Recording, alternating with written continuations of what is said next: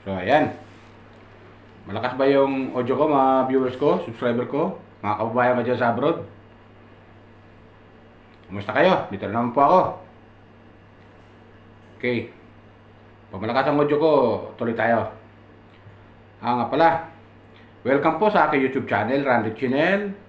Paki-subscribe, like, and share sa aking YouTube channel, Randy Channel. And comment below. Okay? Dito sa aking YouTube channel. At kumari lang po sana, total, nanonood naman po kayo ng aking mga video upload. Huwag niyo po kalimutan mag-subscribe, like, and share. O kaya mag-subscribe lang, okay na sa akin yun. Kasi sayang po yung panonood nyo, mga viewers ko. At kumari lang po sana, huwag po kayo mag-skip ng ad. Okay? Yun lang po. Okay, tuloy tayo. Batiin ko muna kayo ng magandang umaga, magandang tanghali, magandang gabi sa inyo lahat. Saan man kayo panig ng mundo naroon, lalo-lalo mga OFW natin dyan sa abroad. Welcome po kayo sa aking YouTube channel, Randy Channel. Subscribe, like, and share sa aking YouTube channel, and comment. Okay? Yan lang po. Itong upload ko ay patungkol to dun sa kay Kalinga Prab. Comment ko to kay Kalinga Prab tungkol dun sa pagkabuwag ng Dandit Love Team. What? Ito ay aking comment lang naman to. Tandaan niyo po mga viewers ko, hindi po ako official na reactor commentator ng Kalinga. Ako ay isang simple viewers, katulad niyo, subscriber ni Kalinga Prab at nanonood ng mga video upload niya. At kung ano napapanood ko ay nagko-comment po ako. Dinadaw ko po yung aking comment sa video. Tulad nito. Kasi kung idadaan ko sa comment section, hindi niya mababasa yan. Samantala ko yung aking comment, dadaan ko sa video, ay mapapanood niyo po kung anong aking saloobin. Di ba? Bilang isang viewers. Subscriber na. Okay. Ganito yan. Yung pagkabuwag nung Dandit Love Team. Marami ang nag-comment dito sa aking channel, dito sa aking YouTube channel. Marami nag-comment. Ang sabi doon ng mga nagko-comment, grabe ang ginawa ng Kalingap kay Midit. Pinaglaruan lang nila si Midit. Ginamit lang nila si Midit. Mga ganon, mga comment. Meron pa doon, niloko ni Dan si Midit. May ganon, mga comment. Meron pa rin doon na comment, ang sabi, ito comment lang naman ito Nang sabi sa comment na dapat hindi na blinag yung part 70 na yon. What? Ito namang sa akin masasabi mga kapwa ko viewers, subscriber ni Kalingap, ng Kalingap. Ito namang aking masasabi dyan. Comment ko dyan. Ito namang aking comment. Alam nyo po, yung ginawa ni Kalinga Prab ay content yon ng kanyang, part yon ng kanyang, pagbablog. Wow. Part yun mga viewers ko, subscriber ko, part yun. So, kung napanood man natin yon, masasabi natin, hindi naman kasalanan ni Kalinga Prab yun What? Hindi natin masasabi. Hindi ka nakasalanan ni Kalinga Prab yun. Kasi love team yun. Bagamat nabuwag nga yung love team ni Midit at saka ni Dan, or Dandit Love Team, bagamat nabuwag nga, hindi natin masisisi si Kalinga Prab doon. Kasi ang may gusto ng love team, ibig sabihin, yung dalawa, si Dan at saka si Midit. Hindi umabot ng 17 dapat. Sa una pa lang ng love team, dapat din sila pumayag pareho Oh no! Diba? Dapat din sila pumayag dun pareho. Pero dahil sa kagustuhan nga, dahil nga itong si Midit, siyempre, sa kagustuhan nga niya na nakuha siya ng Kalingap, sa tuwa niya, at napapanood niya yung ibang mga love team, napapayag siya. At ganito si Dan, dahil wala naman siyang kalab team, that time, kasi may sarili naman siyang channel, nagbablog siya, nagcha-charity siya, at ipinartner na kay Mind Midit, na i-partner siya, napapayag siya. So, sa Mansilita yung dalawa, pumayag pareho na mag-partner bilang love team. Di ba ganyan mga viewers ko, subscriber ko? Umabot ng 17 episode yung love team nila. Di ba? Pagdating ng 17, doon nagsimula na yung pagkabuwag nila. Kasi doon sa napad ko sa mga dito sa nabasa ko sa aking comment, sa 11 pa lang, 11 episode pa lang, umaayaw na raw si Midit. Hindi ko masyadong 19 na kasi yun yung part 11 na yun eh, kasi ano to eh, enjoy lang ako sa panonood ng love team nilang dalawa kasi bilang isang viewer, Wow. bilang isang viewers ay ano to, natutuwa lang ako sa kanilang dalawa. Eh, may nagsabi na pala si Midit doon na hanggat maaari, titigil siya sa love team na yon. At nakiusap daw itong si Dan na wag tumigil sa pag-love team na yon. Sa love team nila, samahan nilang dalawa. What? So doon mo makikita na umayaw na pala si Midit. Kung totoo yung sinabi na doon sa comment ha. Pero yung last na, yung bago sinundan ng ano to, yung sa Kalamansi, natanong na siya ni Kalinga Prab eh. Doon sa Kalamansi. Natanong na siya ron eh. Bawal yan! Natanong na siya doon sa Kalamansi na yun eh. Kung natanong sa kanya kung sakali si Dan i-partner sa iba na Kalingap Angel, papayag ka ba? Tinanong si Midit no, ni Kalingap Rab. Sinamakot si Midit, ay hindi. Wow. Sabi, hindi siya papayag na si Kalingap Dan i-partner sa iba.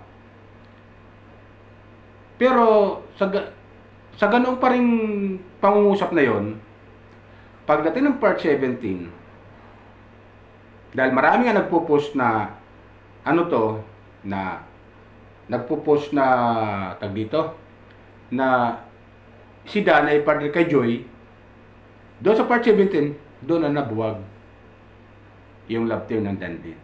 Oh no! At doon sa part na yon, ng 17 na yon, sa part na yan, nagpapaalam si Dan kay Midit, tatawanan pa sila, nagingitian, nag-uusap na yon. Doon sa part na yon, yung tumayo na si Dan at umalis at nilingon pa ni Midit, hinahabol niya ng tingin habang papalayo si Dan. Eh, may pagka-slow motion.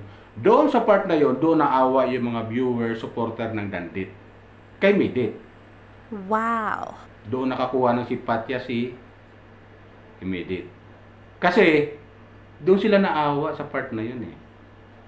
Yung hinahabol pa si Dan ni Midit ng tingin eh. Tapos gano'n na lang sa misa. Kuan sa misa. Doon na dismaya yung mga viewers na tagahanga ng Dandit. At ngayon nanatili kay Midit yung suporta na yon. Yes! Kaya hindi tayo magtataka na ito si Midit ay sa ngayon ay lumalakas yung kanyang channel. Di ba, mga viewers ko? Hindi tayo magtataka kung lumakas yung channel ni Midit. At dadami pa yan yung supporter niya. At ang kagandahan pa doon, yung ibang sponsor nila, ni Dan at saka ni Midit, hindi bumitaw sa kanya. Yung iba doon hindi bumitaw. Yung Midit supporter, Midit fanatic, Midit Europe, Midit Australia, Midit Hong Kong, Midit Panay Island, mga ganon. Hindi bumitaw sa kanya yun. Nanatili sa kanya yun, yung mga supporter na yun. At saka yung ibang sponsor na nag-i-sponsor kay Midit, hindi bumitaw sa kanya. Lalong hindi bumitaw sa kanya yung eskwelahan na nag-sponsor sa kanya at kinuha siyang scholar at kinuha siyang model. Hindi bumitaw sa kanya yun. Yan ang kagandahan doon. Siyempre, maraming nanonood ng mga estudyante ng eskwelahan na yon kay Midit. Siyempre, nakakuha ng simpatya si Midit doon. At saka yung pamuno ng eskwelahan, nakuha ni Midit yung simpatya noon. At nanatili Wow. ngayon kay Midit bilang sponsor niya. At scholar nga siya ng eskwelahan na yon. At ginawa pa siyang model. Saan ka pa? Palibhasa kasi si Midit, wala nang kumukontrol sa kanya bilang isang kalingap dati. Eh ngayon, wala na sa kalingap. So, yun ang pagkakataon na pwede na gawin ng eskwelahan.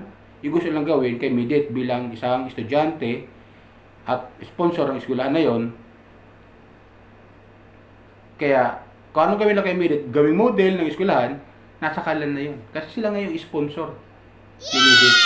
At sila yung nagpapaaral kay Midit. O, di ba? Kaya hindi natin masisisi yung eskwelahan na gawing model si Midit sa school na yon. Dahil wala nang kontrol ng kalingap sa kanya. Hindi katulad nung nasa kalingap siya, kontrolado siya. Hindi siya pwede magpa-vlog sa iba at hindi siya pwede sa iba. Di ba ganun yan? Dahil kontrolado siya ng kalingap. Dahil wala na sa kalingap, malaya na siya. Kumbaga sa isang ibon, pwede na siya lumipad kahit saan niya gusto. Kahit saan niya gusto dumapo. Basta ikabubuti niya. Pwede. Di ba? Ganun yan mga viewers ko, subscriber ko. Kaya doon yan lang ang comment ko kay Kalinga Prab. Sa kanyang vlog na yun kay Midit. At take note ha, mga viewers ko, subscriber ko. Hindi kasalanan ni Kalinga Prab yun. Kasi, ang may kagustuhan naman yung dalawa. Si Midit at saka si Dan. Kasi kung di sila papayang magpa-vlog bilang partner ng love team na yon, sa umpisa pa lang, wala magagawa si Kalinga Prab doon eh. Wala magagawa si Kalinga Prab doon. Kung hindi pumaging dalawa, kaso nga lang, umabot pa nga ng 17 eh. Di ba? Episode. At doon nga sa 17, nabuwag sila. Dahil marami nagpo-post na ipartner to si Dan kay Joy. Di ba? At ito na nga, nag-umpisa na yung Joy Dan or Dan Joy. At yun lang ang simpatya. Ang hinanakit lang ng mga viewers na supporter ni Midit, naawa sila kay Midit. Iniwan si Midit sa ere. Ayon doon sa nababasa ko sa comments. Grabe ang ginawa nila kay Midit. Siyempre, napahiya yung tao, sabi.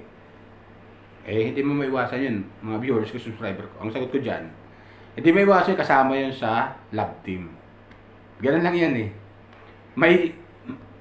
Parang pelikula yan, may simula, may ending. At nag-ending nga sila dun sa 17. Di ba ganun yan? Wow.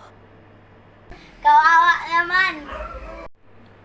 Kaya, ang masabi ko na lang, tuloy lang tayo ng suporta kay Midit. Mga kapwa ko viewers ni Midit, supporter, subscriber ni Midit. Tuloy lang po tayo, lalo-lalo yung mga sponsor ni Midit. Tuloy lang tayo ng suporta sa kanya. At ayan naman si Midit, nakita naman, masaya. Katulad yan, nasa Hong Kong na siya ngayon. Namamasyal. O, di ba? Eh kung nasa Kalinga pa siya, eh di pa siya makakapunta ng Hong Kong ng mas maaga. Maaari makapunta siya ng Hong Kong, pero matagal-tagal pa. Dahil kontrolado siya ng Kalingap. Eh hindi siya kontrolado ng Kalingap. Malaya siya ngayon kung ano gusto niya ng sponsor. Imbitahan siya, punta ka dito ng Hong Kong, Midit. Bakit hindi? Wala namang kumukontrol sa kanya. At may sarili siyang channel.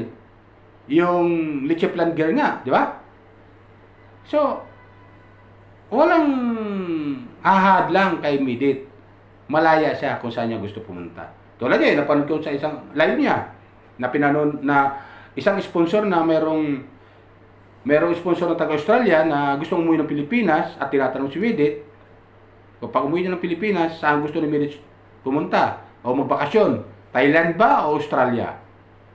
O, tuwan-tuwa si Midit, natural. Isipin niyo, yung mga ganon. Pero ganun pa man, yan lang masabi ko. Yan lang, ito lang, ulit-ulitin ko lang ulit siya, masasabi ko mga viewers ko, kapwa ko, subscriber. Alam natin si Midit may sariling channel na dati, bago siya na-discover ni Kalinga Prab. Pero hindi siya makikilala na dito lalo sa social media, kung hindi doon sa love team na yon. So, naging stepping stone yun ni Midit. Lalo siya makilala dito sa social media. At dumami nga yung kanyang mga supporter.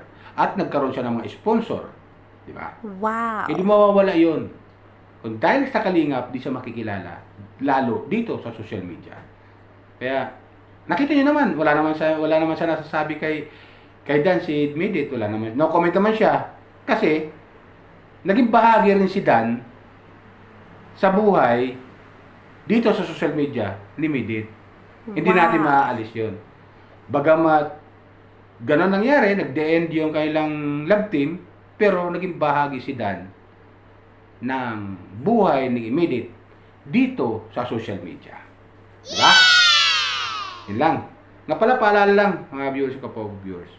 Baka meron pa ako hindi nakakapag-subscribe dyan sa ating YouTube channel, sa aking YouTube channel. Pakisubscribe lang po, like and share sa aking YouTube channel. At huwag po kayo mag-skip ng ad. Kasi meron po mga ad yung aking advertisement na yung aking mga video upload. At kumari lang po sana. Habang subscribe, i-subscribe nyo na, pinutin nyo na, i-click nyo na yung subscribe para din naman masaya yung panonood nyo sa akin. Malaking bagay na po yun. Yan lang po mga viewers ko, subscriber ko. Ingat po tayo lagi, pagpalay po tayo ng pong may kapal. Bye!